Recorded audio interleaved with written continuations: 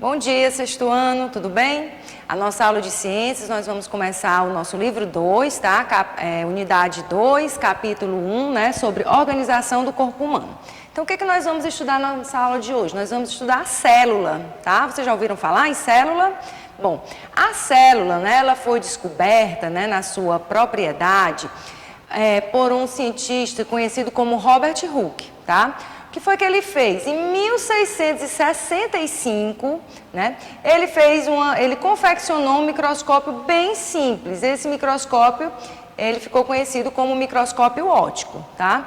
E esse microscópio, o que ele faz? O que esse aparelho faz? Ele vai aumentar a imagem. Então, como foi que ele fez essa primeira imagem que ele observou no microscópio óptico? Ele pegou um pedaço de cortiça. E o que é a cortiça? É um tecido vegetal morto que nós encontramos na casca das árvores, tá? Que a gente chama de rolha que a gente tampa garrafa, né, de vinho, por exemplo, ou de outras coisas. Então, ele pegou um pedaço dessa rolha, tá, de garrafa, fez um corte fininho e aí ele levou para esse aparelho, né, que ele confeccionou, tá? E aqui ele observou essa imagem. Observe que parece uma telinha, né? Então, a essas pequenas cavidades que ele observou na cortiça, ele chamou de célula, tá? Célula quer dizer pequena cavidade. E daí esse nome ele foi, né, traduzido de uma forma geral para o nome célula, né, de uma pequena cavidade. Na verdade, essas cavidades que estão aqui eram onde ficavam as células vivas. Por quê? Porque a cortiça, ele é um tecido morto, né? Então, a célula não encontra-se mais aqui. Ficou somente essa parte envolvendo cada uma dessas células aqui, ó, que é a parede celular vegetal, tá? Que ela tem uma composição que se preserva, mesmo naquela estrutura que já está morta, né? No caso, a cortiça. Tá?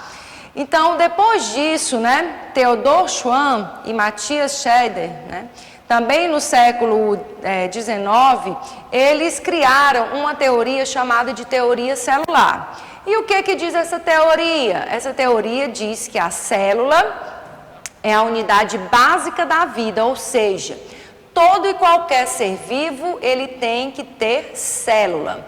Teve célula, ele é um ser vivo. Okay? O segundo ponto dessa teoria celular, todos os seres vivos, né, são formados por uma única célula ou mais de uma célula, daí nós vamos já falar que os seres podem ser uni ou pluricelulares, tá? É a unidade básica da vida, né, para ter vida tem que ter célula, e toda célula é originada de outra, ou seja, uma célula vem de outra célula que já existe, né?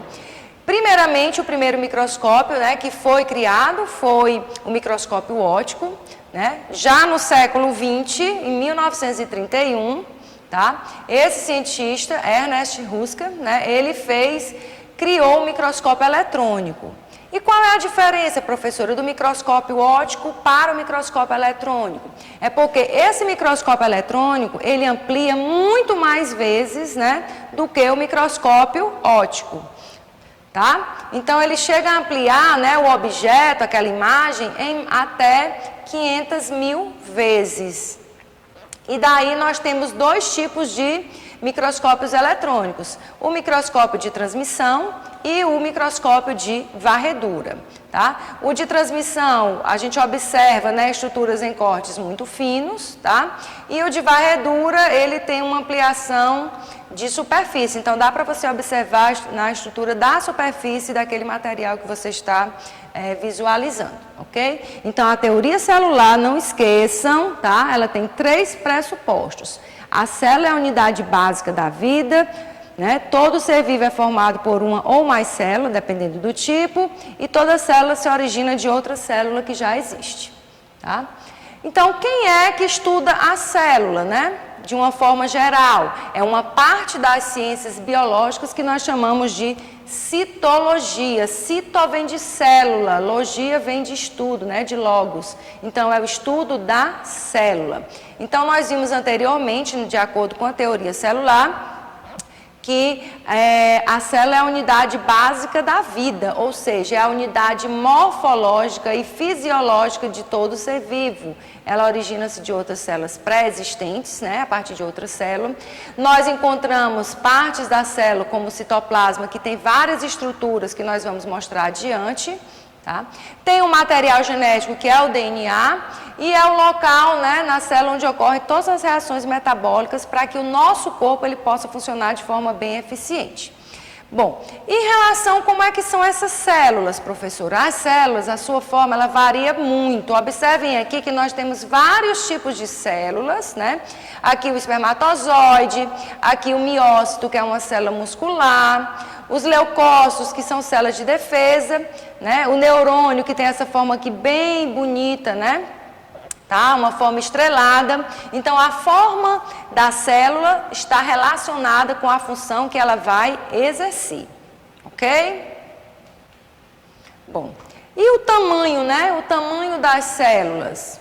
Tá? O tamanho das células é inferior ao poder de resolução do nosso olho. O que quer dizer isso? Quer dizer que o poder de resolução é o limite máximo que a gente pode enxergar, né, uma estrutura como separada da outra. Ou seja, o que o meu olho pode ver até um determinado limite. Se aquele objeto ele for menor do que esse limite, eu não consigo enxergar. Então, as células, tá? Elas estão aqui, ó. Né? Nós temos aqui numa escala de 1 centímetro, tá? 1 centímetro. Esse centímetro dividido em milímetros, tá? 1 milímetro. E assim vai diminuindo. Quando a gente corre nessa régua para cá, ó, tá? Nós temos uma diminuição do tamanho da estrutura. E observe que a célula começa, né? Vamos lá, 1 centímetro. Tem célula com 1 centímetro? Tem. Ok? Algumas células, é uma exceção, né? As células geralmente elas são microscópicas, mas encontramos algumas exceções de célula que são vistas a olho nu, como uma alga. Existe uma alga chamada de acetabular. Essa alga ela é muito pequena, mas dá para ver a olho nu, tá? Poucos centímetros. E à medida que essa escala diminui, ó, ela começa de centímetro, depois ela vai para milímetro, que é a unidade menor, né? Ó. Ok? Depois ela vai para micrômetro, depois ela vai para nanômetro, que ainda é menor, né?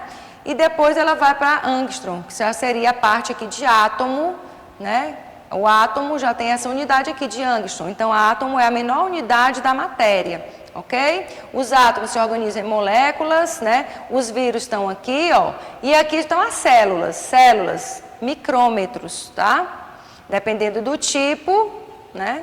Elas variam de 1 micrômetro a 100 micrômetros, ok? E aqui estão só algumas medidas, tá? 1 micrômetro, né? É 0,00001 metro, então é uma unidade muito pequena, tá? E nós temos ali, isso aqui vocês não se detenham muito, tá, gente? É só para vocês terem uma noção de quanto são pequenas as células. Bom, agora nós vamos falar da classificação das células. As células, elas são classificadas de acordo com o material genético, né, de como está organizado esse material genético. Daí as células, elas podem ser procarióticas ou eucarióticas, né? As procarióticas são células mais simples, né, encontradas em bactérias, em árqueas, são células que apresentam um material genético, né, que é o DNA delas, que fica todo solto no citoplasma, tá? Praticamente não tem organelas celulares, né, que a gente vai mostrar na imagem também, né? Cápsula, elas apresentam uma estrutura chamada de cápsula, parede celular, tá? E outras estruturas que nós vamos mostrar na imagem seguinte. E as eucarióticas, qual a principal diferença? É que o material genético delas fica todo individualizado, todo empacotado. Eu vou mostrar isso aqui no slide seguinte, que fica melhor, tá? Então, aqui nós temos 2 grupos de células, né, que foram descritos no slide anterior. As células procarióticas e as células eucarióticas. Né? Aqui na célula procariótica, né, aqui que está de vermelho, ó, é o cromossomo. O cromossomo é a mesma coisa de DNA, é o material genético desse organismo, dessa bactéria, por exemplo, ok? Então, esse DNA, ele fica todo solto aqui, nessa região, tá? Aqui, azulzinha, que é o citoplasma, ok? E aonde está esse DNA, né? Uma região que nós chamamos de nucleóide. Então, ele não está empacotado. O DNA da célula procariótica, ele fica todo solto dentro do citoplasma da célula, né? Fora isso, o que é que nós observamos mais? Que aqui nós não temos organelas, né? Temos apenas os ribossomos, como pequenos pontinhos, que são esses aqui, ó. Né? Mas não tem como as células eucarióticas as outras organelas. Temos parede celular, que fica por fora da membrana, tá? A parede celular tem uma composição específica. Nós temos uma cápsula que fica por fora da parede celular, que confere uma resistência maior a essas bactérias aos antibióticos, ok? Tem as fímbrias, que são essas estruturas que ficam na superfície, né, da cápsula, justamente para manter a adesão dessa célula a um substrato, a um local onde ela vai infectar. Por exemplo, uma bactéria que vai infectar determinadas áreas, né, do sistema respiratório, ela vai fazer com que, as fímbrias vai fazer com que essa bactéria ela consiga se fixar melhor. E aqui nós temos um flagelo, é um alongamento que se projeta a partir também da cápsula, tá? Que serve para essa célula ter mobilidade, ok? Então, aqui nós temos as células eucarióticas, aqui nós temos a célula eucariótica animal e aqui nós temos a célula eucariótica vegetal, tá? Qual a diferença dessa célula para essa aqui? Observe que aqui dentro do citoplasma, que é toda essa região que preenche a célula, nós temos várias estruturas que são chamadas de organelas celulares, tá? Que vocês vão estudar futuramente lá no 8º ano. Temos o complexo de Golgi, né, os centríolos, lisossomos, mitocôndrias. Vocês estão vendo que são imagens, né, o retículo, que são estruturas com formas diferentes e que vão ter funções diferentes, tá? Cada uma aqui trabalha separadamente, mas em conjunto elas promovem o bom funcionamento da célula. Na célula vegetal também nós observamos algumas dessas organelas, que também são observadas em células animais, e outras que nós só encontramos em células vegetais, como os cloroplastos, né, que é onde ocorre a fotossíntese, somente na célula vegetal, tá? E observe que aqui nós temos um núcleo, ó, que está de azul. Estão vendo que o núcleo aqui vai conter o material genético aqui dentro dele, tá, gente? Fica preso dentro dessa membrana nuclear, que também é conhecida como carioteca. Então, célula procariótica, o DNA é solto no citoplasma, não tem organelas celulares. Células eucarióticas, o núcleo, né, o DNA fica preso dentro do núcleo, né, o núcleo é definido porque tem uma membrana nuclear e tem uma série de organelas celulares que estão presentes no seu citoplasma. Agora nós vamos falar sobre a organização em relação à quantidade de células, né? Os seres, eles podem ser unicelulares, né, os seres vivos, quando eles apresentam uma única célula, como é o caso da bactéria, por exemplo. A bactéria é a própria célula, né? Algumas algas, existem algas microscópicas, que são a própria célula, e alguns fungos, como as leveduras, né? As leveduras, gente, elas são utilizadas para fabricar esse pãozinho que chega aí na casa de vocês, tá? É um tipo de fungo unicelular que atua no processo de fermentação para a produção de pão, de vinho, tá? E os seres pluricelulares, né? Pluri quer dizer vários, né? São seres que têm várias células. Nós somos pluricelulares, ó aqui, nós somos animais, né? Então também nós somos pluricelulares.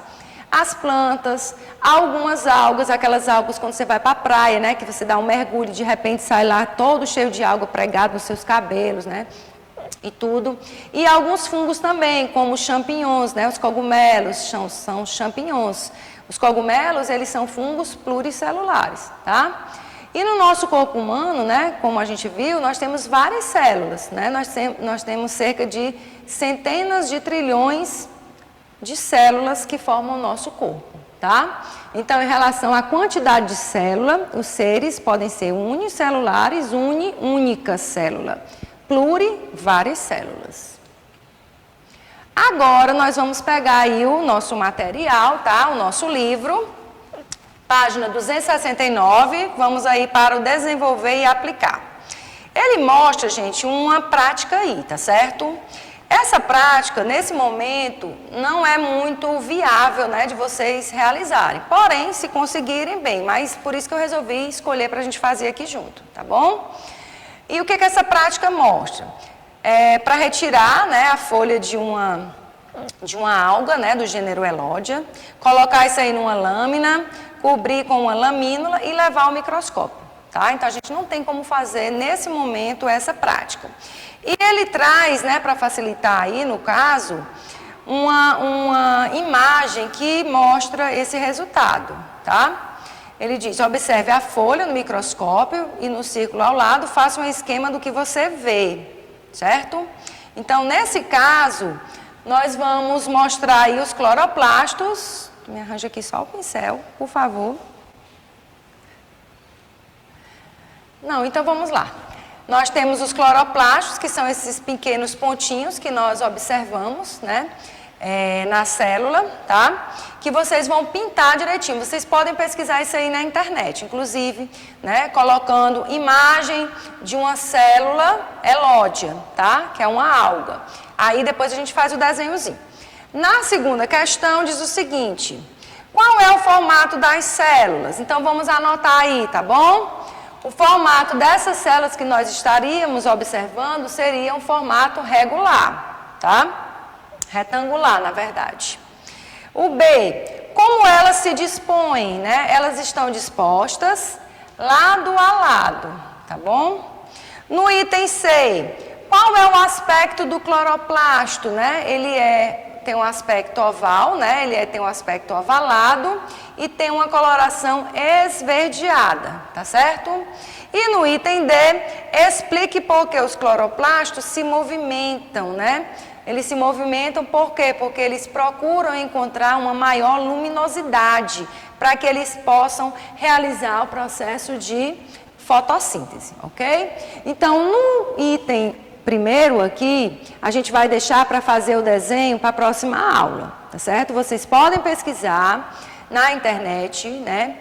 Imagem ao microscópio de uma alga elódia. Aí você pode desenhar dentro desse círculozinho que está no seu livro. Mas eu vou trazer o desenhozinho bem bonitinho na próxima aula para vocês, tá bom?